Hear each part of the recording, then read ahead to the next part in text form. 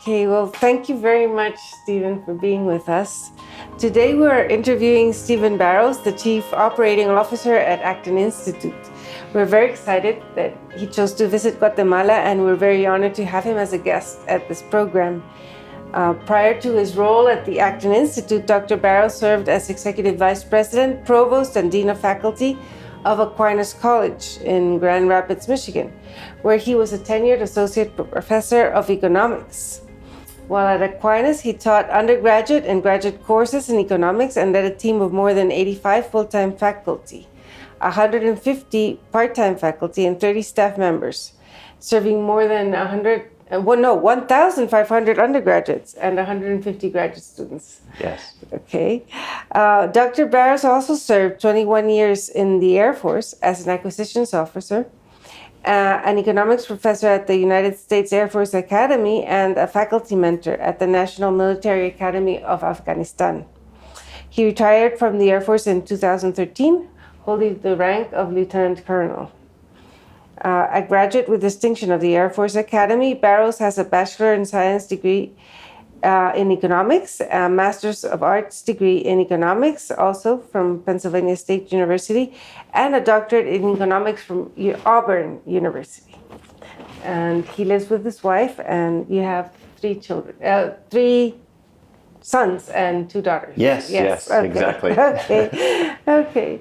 Well, thank you again very much for being with us. And it's a pleasure. Thank you for inviting me. Yeah. Yes, thank you, Carol. The first question would be why you chose to become a professor of economics. Yes, well, when I was an undergraduate, I took my first economics course and really enjoyed it. And then subsequent to that, I found out that I actually enjoyed telling others about economics.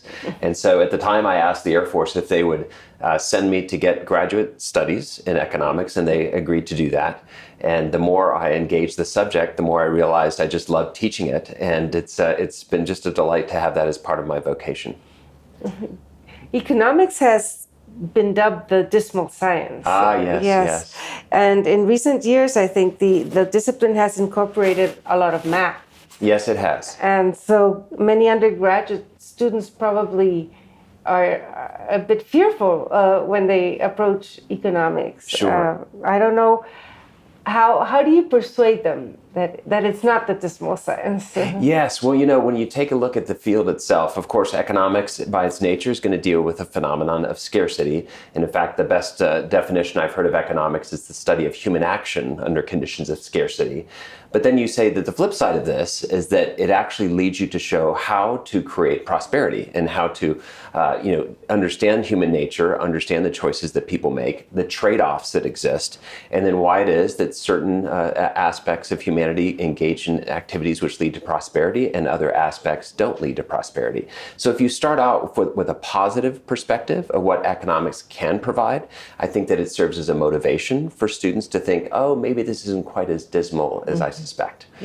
So that's great. And then you taught Christians, right? Yes. Who probably will also have some prejudices against economics. That's right. They may feel it's sinful to pursue profits, for instance, right. Or to own property. Yes. Or maybe they have other concerns. I don't. What did you say to students who were very faithful and might have these concerns? Yes. So a few things. When I would, irrespective of the setting, so whether it was at a secular college or at a Christian college when I taught at Aquinas, I really wanted to emphasize the importance of the human person. And so when you take a look and focus on the human person, there's several things that you can demonstrate from that. First, that everybody has an inherent dignity, and most people would agree with that, whether or not they're Christians or not. But then from a Christian framework, you would go on to talk about how, because we are created in the image and likeness of God, and we have therefore freedom to co-create with God and to imitate him in his creative work. When individuals use their own unique gifts and talents, they end up producing things. And from that, there is a right to what you have produced. That's known just from natural law, but it's also known from the Bible. So you can say to individuals, there is a commandment, thou shalt not steal. And so from this, you understand that individuals have a right to their own creative potential and the work and the property that derives from that. when you help students to understand this, eventually you can compare and contrast different political economic systems and show that one is compatible with the human person and their dignity, and the other one is not compatible. And so when you find in certain countries where they don't respect the individual and they don't respect their property, it also then leads to all sorts of other disorders, typically economic, poor economic performance. And maybe sometimes people blame economics as a profession or as a discipline for some of the realities that they encounter that are upsetting or off-putting. Yes, unfortunately, I think that's true. Oftentimes individuals, because as economists, we will talk about the performance of firms and the pursuit of profit. And oftentimes that has a connotation that people find disagreeable. But if you focus on the idea that profit is simply a measure of whether or not you're meeting the demands of consumers in an effective way, it doesn't have to be a negative thing. It's actually a marker of success. At the same time, there are instances where individuals will pursue profit illegitimately. And so sometimes people will mistake freedom and individual private property rights with what we would refer to as, say, cronyism, where there's corruption or there's lack of respect for the rule of law, lack of respect for human dignity, and that can lead to corrupt forms of profit. And so, unfortunately, those distinctions aren't necessarily evident initially, and you have to dig a little bit deeper to show the differences between profit, which is a natural reflection of good performance, and profit, which may be gained illicitly. I don't know if this happens in the United States classroom, but I think a lot of people in Latin America may feel that in order to imitate Jesus Christ, you have to sort of move away from the material world and maybe decry profits or just go off and live like a hermit in order to be saintly, Sure. And renounce all our earthly possessions.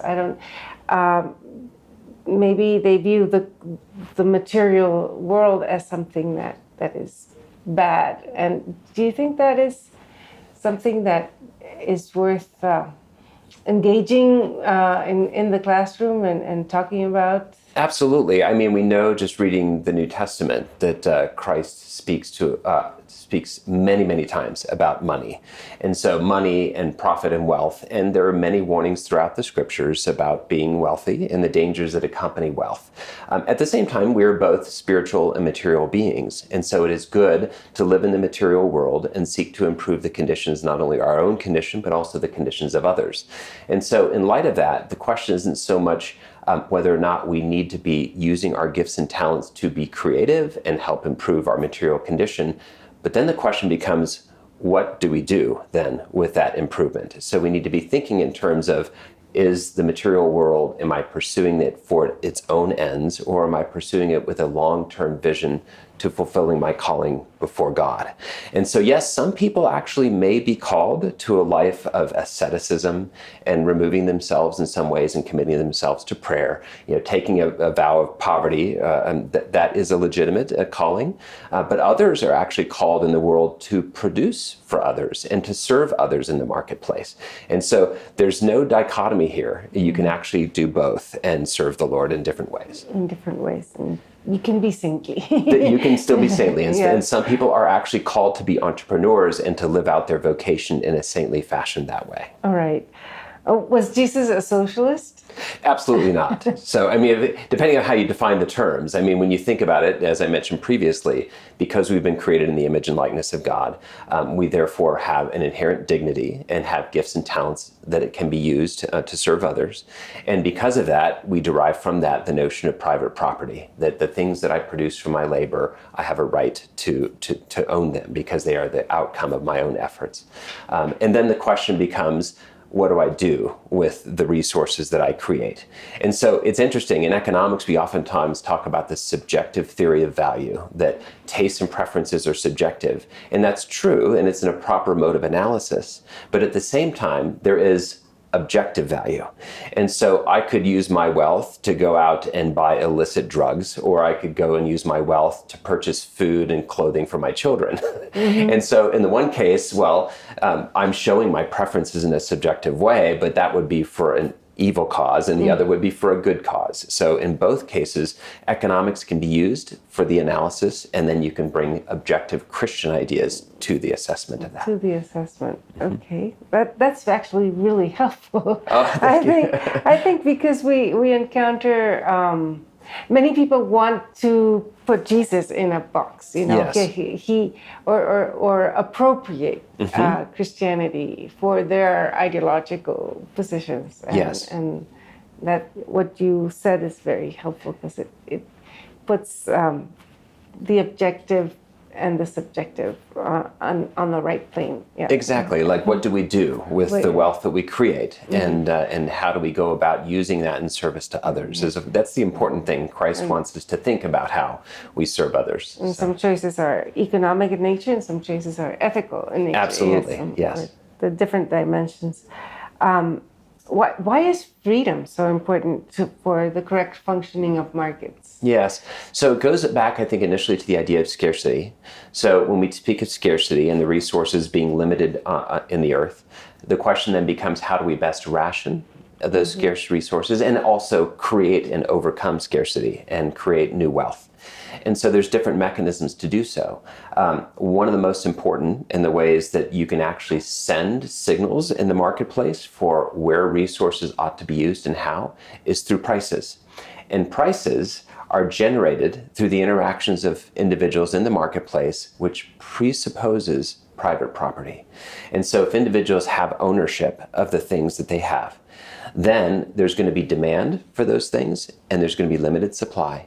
Prices come together to send those signals. And so that is where freedom and private property trace ourselves back to the notion of prosperity and overcoming scarcity.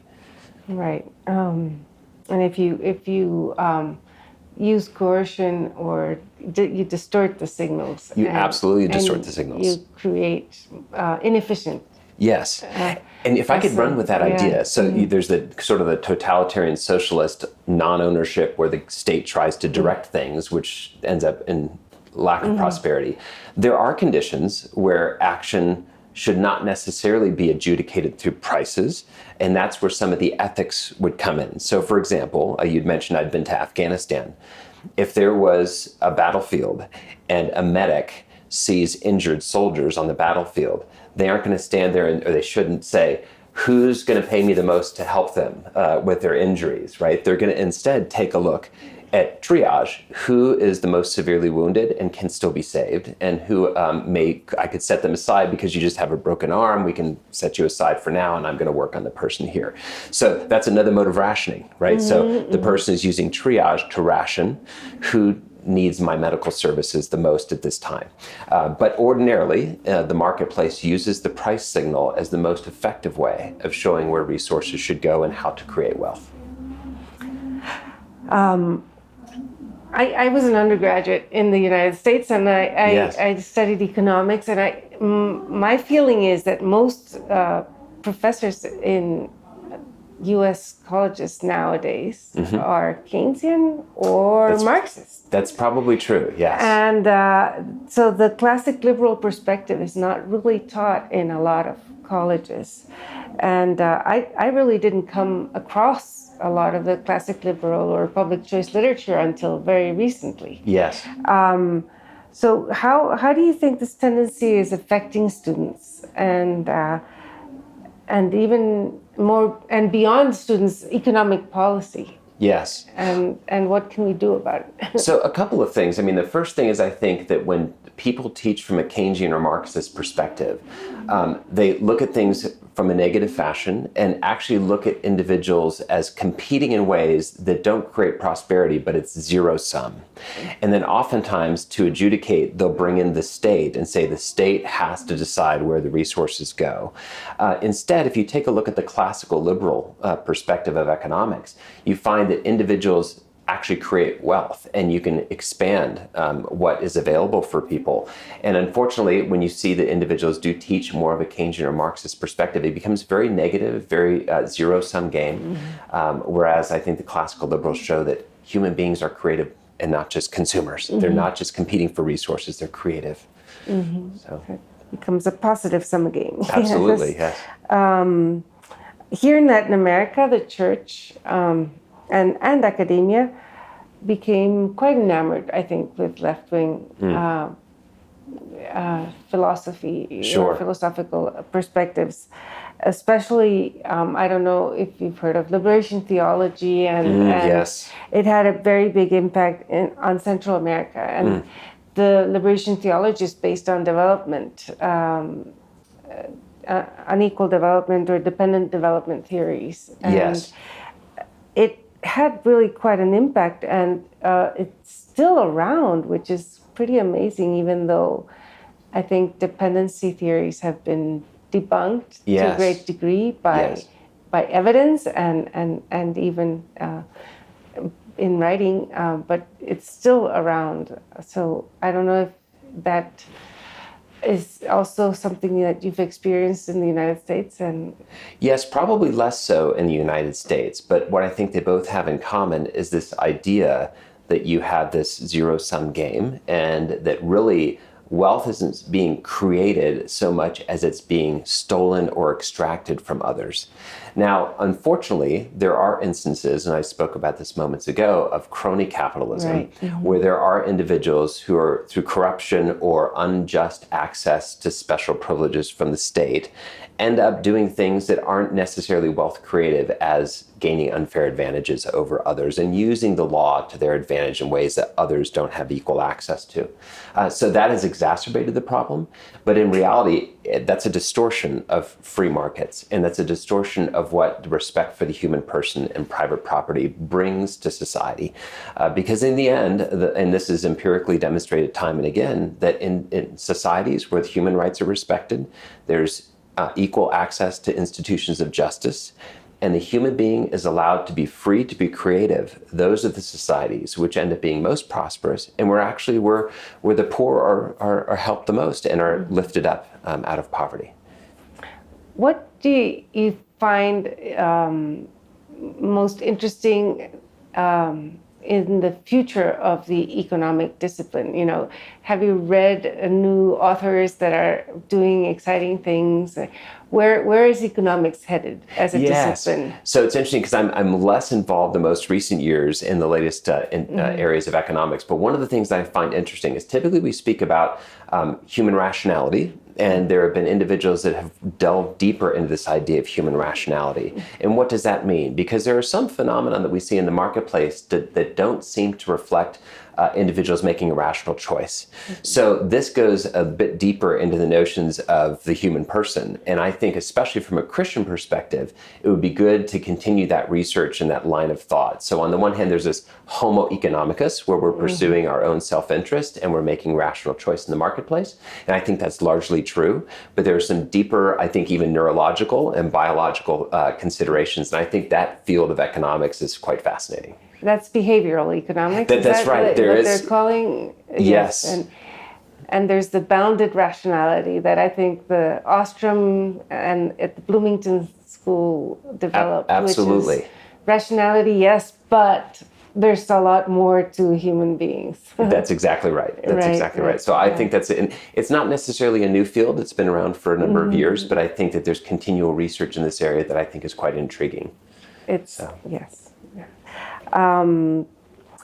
What will the profession look like in the future? Oh my. So, it's interesting. Some of the areas where I think that the profession is going to have to grapple with deals with technology, especially in macroeconomics.